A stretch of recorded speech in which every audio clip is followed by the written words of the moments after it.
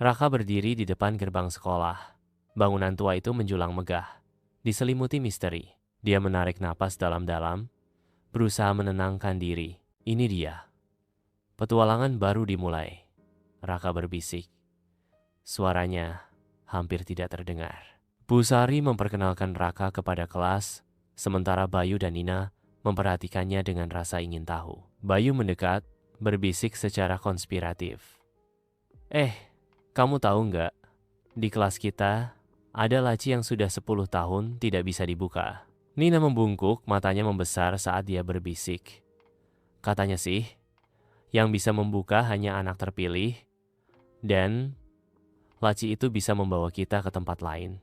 Di ruang kelas yang tenang, Raka, Bayu, dan Nina berdiri bersama.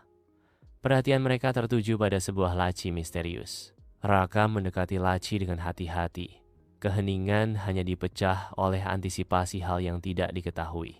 Getaran tiba-tiba merambat melalui laci, lalu keheningan kembali, membuat Raka membeku dalam campuran rasa takut dan rasa ingin tahu. Raka berjuang dengan laci meja yang terkunci. Rasa frustrasinya tumbuh dengan setiap upaya yang tidak berhasil. Kode numerik tersembunyi menarik perhatian Raka di bawah meja. Nina berseru, "Itu seperti koordinat." Bayu menambahkan, "Atau kode peti harta karun." Raka, Nina, dan Bayu mencari di perpustakaan sekolah. Di sudut, mereka menemukan laci nomor 5A, 17. Raka membuka laci, menyingkap selembar kertas tua. Kertas itu bertuliskan, "Di balik tirai tempat cahaya menyala, rahasia pertama menunggu yang percaya." Raka mendongak, bingung. Tirai, cahaya, apa itu? Aula sekolah gelap dan sunyi. Bayangan menari di setiap sudut. Raka, Nina, dan Bayu dengan hati-hati masuk. Langkah kaki mereka bergema dalam keheningan. Tiba-tiba, sorotan proyektor tua menyala, menembus kegelapan. Di balik layar, siluet berdiri tak bergerak, menciptakan bayangan panjang dan menyeramkan. Mereka bertukar pandang ketakutan, mempertanyakan siapa atau apa yang bersembunyi di balik tirai. Nina, Bayu, dan Raka diam-diam memasuki perpustakaan di bawah selubung malam. Nina memimpin, mengungkapkan sebuah buku kuno yang berfungsi sebagai pintu gerbang ke lorong tersembunyi. Jalan itu diselimuti kegelapan. Dinding batunya dingin dan lembab saat suara air menetes bergema melalui ruang sempit. Nina dan Bayu memasuki sebuah ruangan kecil. Menemukan ruangan itu penuh dengan buku-buku lama. Nina melihat sebuah buku bersampul hitam dengan segel merah di tengah ruangan.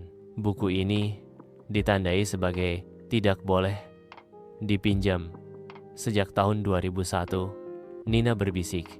Suaranya dipenuhi kekhawatiran. Bayu bertanya, "Mengapa buku ini ditandai? Apa isinya berbahaya?" Mereka membuka buku itu, menyingkap teka-teki bergambar misterius dengan pesan rahasia. "If you want to open the drawer of the past, face yourself." Raka menutup buku itu. Ekspresinya campuran antara terkejut dan tidak percaya. "Tidak mungkin," Raka berbisik. Suaranya hampir tidak terdengar di ruangan yang sunyi. Nina dan Bayu mendekat, mata mereka membelalak saat melihat prasasti itu. Raka Pramudya, ditakdirkan sejak lahir. Raka menatap buku itu. Kebingungannya semakin dalam saat dia bergumul dengan hal yang mustahil. Bagaimana bisa namaku ada di buku yang ditulis 24 tahun lalu? Raka bertanya. Suaranya dipenuhi dengan rasa tidak percaya. Raka, Nina, dan Bayu berjalan dengan hati-hati ke dalam aula sekolah yang gelap. Bisikan mereka bergema dalam keheningan. Bayangan menari dengan nada yang mengancam saat mereka bertukar kata-kata lirih, memastikan keberadaan mereka tetap tidak terdeteksi. Sosok misterius bertopi hitam mengintai di dekat panggung, menyembunyikan sesuatu di balik tirai. Raka berbisik, "Siapa itu?" Nina menjawab, "Kita harus mencari tahu." Raka, Nina, dan Bayu dengan hati-hati mendekati tirai. Jantung mereka berdebar karena antisipasi.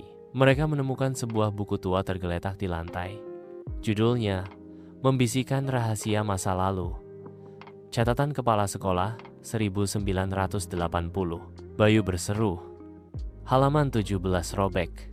Tapi lihat ini. Nina tersentak. Peta ini mengarah ke bagian belakang rak buku terjauh di perpustakaan. Raka, Nina, dan Bayu berdiri di depan rak buku. Rasa antisipasi memenuhi udara. Dengan napas tertahan, mereka menggeser rak buku dan sebuah klik bergema di seluruh perpustakaan. Bayu berseru. Lantainya bergoyang? Itu pintu rahasia. Raka menerangi kegelapan dengan senternya, menyatakan, "Siap, kita masuk ke dalam." Raka, Nina, dan Bayu menjelajah koridor gelap.